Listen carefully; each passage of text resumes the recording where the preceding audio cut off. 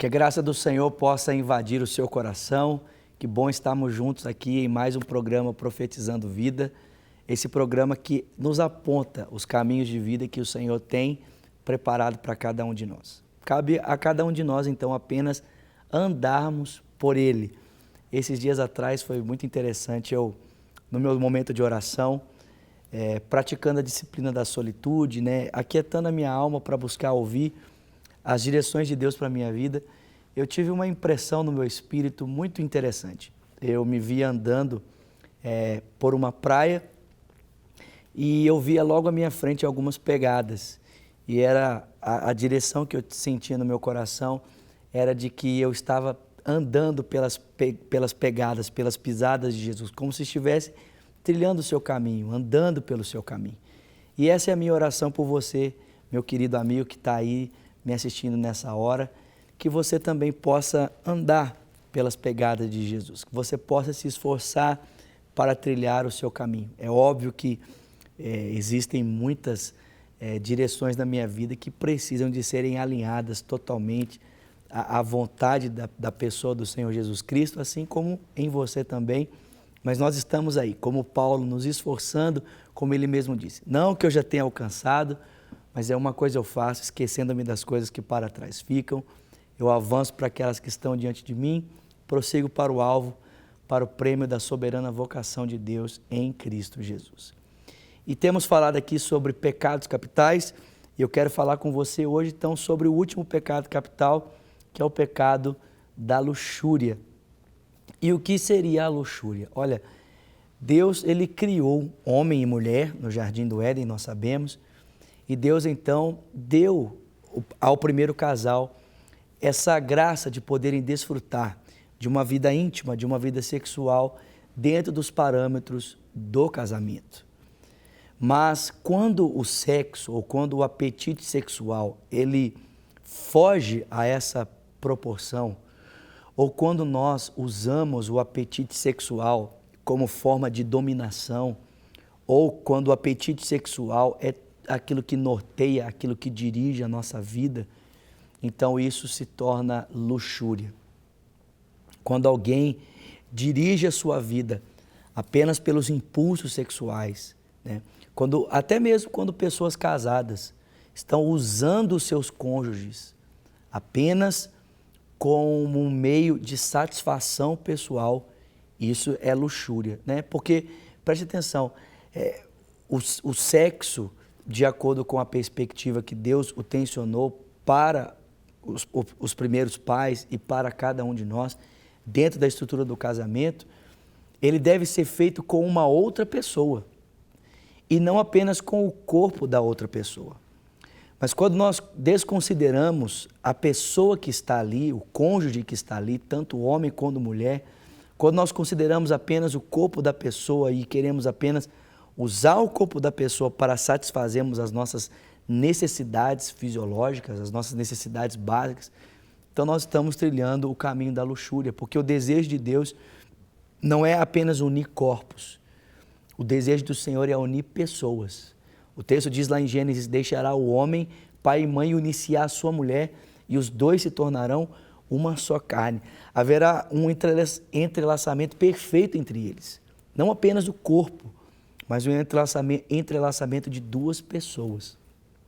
Mas quando nós perdemos essa perspectiva, e até mesmo dentro do casamento ou fora dele, usamos pessoas como um meio de satisfação dos nossos desejos sexuais, nós estamos então trilhando os caminhos da luxúria, desse pecado tão terrível nos nossos dias. E quantas situações uma pessoa não pode experimentar na sua vida por trilhar os caminhos da luxúria. A Bíblia ela fala de tantos pecados que partem desse pecado que é o pecado da luxúria, como o pecado da prostituição, como o pecado da homossexualidade, como o pecado do adultério, como o pecado da fornicação, como o pecado da pornografia. Quantas pessoas não estão hoje, às vezes não estão usando o corpo literalmente de outras pessoas, mas quantas pessoas presas no pecado da pornografia hoje, quantos pastores, quantos líderes presos no pecado da pornografia, porque querem apenas saciar o seu desejo natural.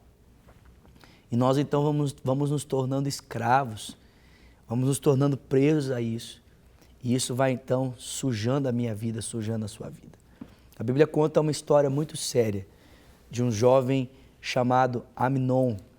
E esse jovem Amnon, ele desejou possuir a sua meia-irmã Tamar. E ele elaborou um plano sobre isso. E o texto bíblico diz que quando Amnon, então, ele possuiu Tamar, aquele desejo de possuí-la se tornou um asco em relação à sua pessoa. Ele se tornou arredio, a expulsou do seu quarto. E esse pecado da luxúria na vida de Amnon resultou na sua morte, resultou numa destruição na família de Davi. O próprio Davi também, tomado desse desejo de luxúria por Betseba, a cobiçou no seu coração e adulterou com ela. Nós temos que tomar muito cuidado, meu irmão, muito cuidado, para não sermos tomados dessa cobiça no meu coração e no seu coração. E como é que nós podemos vencer esse pecado da luxúria?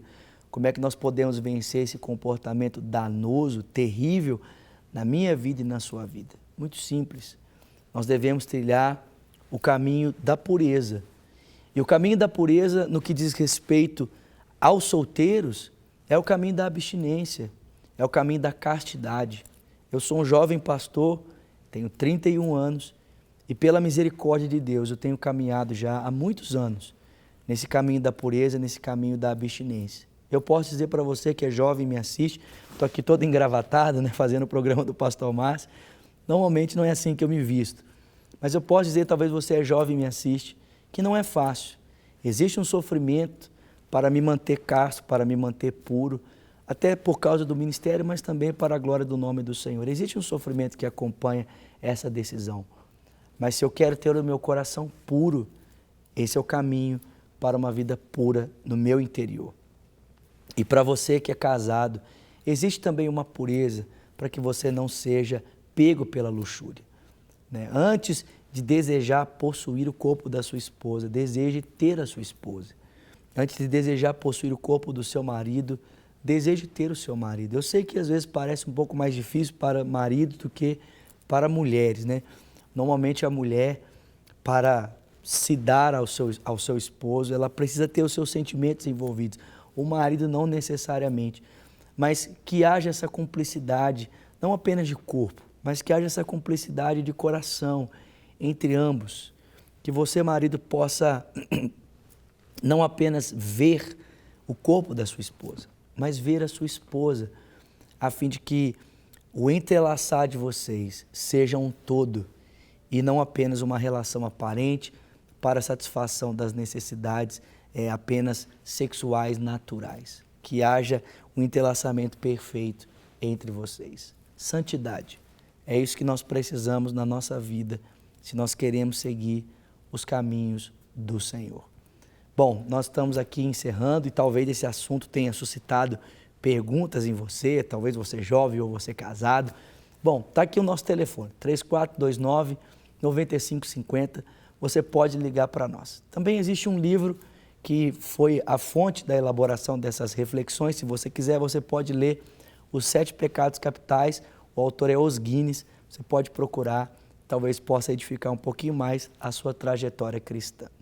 Bom, eu vou ficando por aqui, eu espero que essa série de reflexões tenha edificado o seu coração e se Deus quiser nos encontramos por aqui novamente nesse programa tão maravilhoso, o Profetizando Vida. Que Deus te abençoe e até lá.